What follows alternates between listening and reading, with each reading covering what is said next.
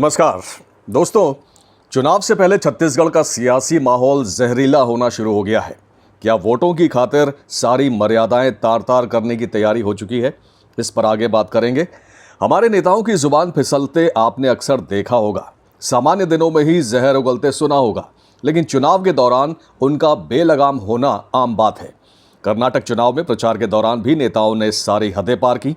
कांग्रेस अध्यक्ष मल्लिकार्जुन खड़गे ने पीएम मोदी को जहरीला सांप बताया तो उनके बेटे प्रियंक खड़गे ने नालायक बोल दिया। चुनाव प्रचार के दौरान नरेंद्र मोदी ने गालियों पर विक्टिम कार्ड खेलते हुए इसका चुनावी फायदा उठाने की कोशिश की है। भाजपा नेता भी इसमें पीछे नहीं रहे। कर्नाटक में भाजपा विधायक बासन गौड़ा ने सोनिया गांधी को विष कन्या और पाकिस्तानी एजेंट कह दिया, जिस पर कांग्रेस नेताओं ने खूब हाय तौबा मचाई। अब ऐसे शब्दों के इस्तेमाल का फायदा किसे होता है, ये तो चुनावी नतीजे आने के बाद पता चलेगा, लेकिन कर्नाटक में बोली गई बातों की गूंज छत्तीसगढ़ में भी सुनाई देने लगी है। यही नहीं, फिल्म द केरल स्टोरी को टैक्स फ्री करने की मांग भी भाजपा की तरफ से होने लगी है। भाजपा का दावा है कि फिल्म में लव जिहाद की सच्चाई दिखाई गई है। तो क्या ये सब चुनाव से पहले माहौल गरमाने के लिए और ध्रुवीकरण के लिए किया जा रहा है? तो दोस्तों, मामला शुरू हुआ कर्नाटक चुनाव में कांग्रेस के घोषणा पत्र से। कांग्रेस ने इसमें पीएफआई के साथ बजरंग दल पर बैन लगाने की बात कही तो भाजपा ने बवाल काट दिया। बैन को सीधा बजरंग बली से जोड़ दिया। रायपुर के बूढ़ेश्वर मंदिर के पास हनुमान चालीसा पाठ कार्यक्रम किया गया। पूर्व मंत्री और रायपुर से भाजपा के विधायक बृजमोहन अग्रवाल ने कांग्रेसियों को राक्षस बताकर सियासी पारा गरमा दिया। बृजमोहन अग्रवाल ने कहा, कांग्रेसी राक्षस के रूप में काम कर रहे हैं।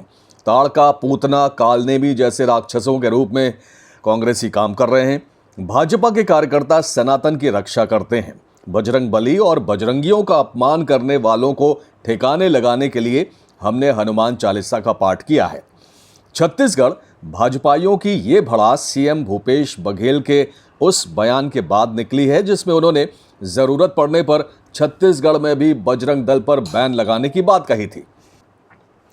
भारतीय जनता पार्टी के प्रदेश अध्यक्ष अरुण साव ने मुख्यमंत्री भूपेश बघेल के बयान पर कहा कि कालनेमी भी बजरंग बली को ठीक करने निकला था।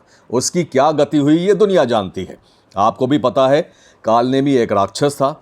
भाजपा नेताओं के हमले का जवाब कांग्रेसियों ने भी दिया है। उन्होंने पूछा है कि भाजपा के नेता बताएं कि कर्नाटक और गोवा की उनकी सरकार ने श्री राम सेना पर बैन क्यों लगाया था। कांग्रेस के संचार प्रमुख सुशील आनंद शुक्ला ने भाजपा को आईना दिखाते हुए कहा कि बजरंग दल की कार्यप्रणाली शुरू से संदिग्ध रही है। पूर्व प्रधानमंत्री अटल बिहारी वाजपेयी ने साफ तौर पर कहा था कि बजरंग दल ने हमेशा शर्मिंदा किया है। उन्होंने आरएसएस से बजरंग दल पर लगाम लगाने का आग्रह किया था। हिंदू महासभा ने कट्टरपंथियों की तरह हिंसक तरीके अपनाने पर बजरंग दल की आलोचना की थी। 2003 में भरपानी में बम विस्फोट में बजरंग दल की संलिप्तता उजागर हुई। सितंबर 2008 में कर्नाटक में हुए दंगों में बजरंग दल शामिल रहा। ऐसे दल का भगवान बजरंग बली से कोई संबंध नहीं हो सकता। दोस्तों, अब बात 2018 चुनाव प्रचार के दौरान की करते हैं। 2018 में यूपी के सीएम योगी आदित्यनाथ ने छत्तीसगढ़ में 24 जनसभाएं की। उस समय उन्होंने भगवान राम को लेकर कांग्रेस पर निशाना साधा था। योगी ने कहा था कि जो राम का नहीं हो सकता वो किसी और का भी नहीं हो सकता। उन्होंने ये भी कहा कि जो राम का नहीं वो किसी काम का नहीं। राहुल गांधी ने भी 2018 की रैली में पीएम पर हमला बोला था। उन्होंने कहा था कि नरेंद्र मोदी ने कहा था कि मैं देश का प्रधानमंत्री नहीं बनना चाहता हूं, मैं देश का चौकीदार बनना चाहता हूं। और अब देश के दिल में एक नई आवाज़ उठ रही है, गली गली में शोर है, चौकीदार चोर है। 2018 में चुनाव से करीब साल भर पहले छत्तीसगढ़ की राजनीति में भूचाल लाने वाला कथित सेक्स सीडी कांड चुनाव में हावी रहा। भाजपा और जनता कांग्रेस छत्तीसगढ़ के नेता कांग्रेस पर यह कहकर आरोप लगाते रहे कि वो सीडी की राजनीति करते हैं और हम सीजी की।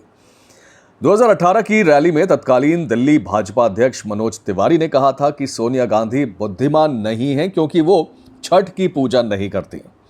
दोस्तों, ये तो कुछ वानगी भर है जो 5 साल पुरानी है। इस बार तो शब्दों के बाढ़ और ज्यादा तीखे और जहर बुझे होने की उम्मीद है, और ये सब कुछ होता है वोट बटोरने की खातिर। हालांकि चुनाव आयोग की गाइडलाइन में शब्दों की मर्यादा रखने और व्यक्तिगत आक्षेप नहीं करने का उल्लेख है। हर चुनाव में दोनों ओर से शिकायतें भी होती हैं। आयोग छोटी मोटी सज़ा भी देता है जिसका कोई बड़ा असर नहीं होता और सब कुछ वापस वैसा ही हो जाता है जैसे पहले, यानी नेता फिर से जहर उगलने लगते हैं। दोस्तों, आपको क्या लगता है, नेताओं की बदजुबानी का चुनाव में कितना असर होता है? क्या दोषी नेताओं के खिलाफ सजा को और कड़ा किया जाना चाहिए? अपनी राय कमेंट सेक्शन में जरूर दीजिएगा। बहुत बहुत धन्यवाद। जय हिंद।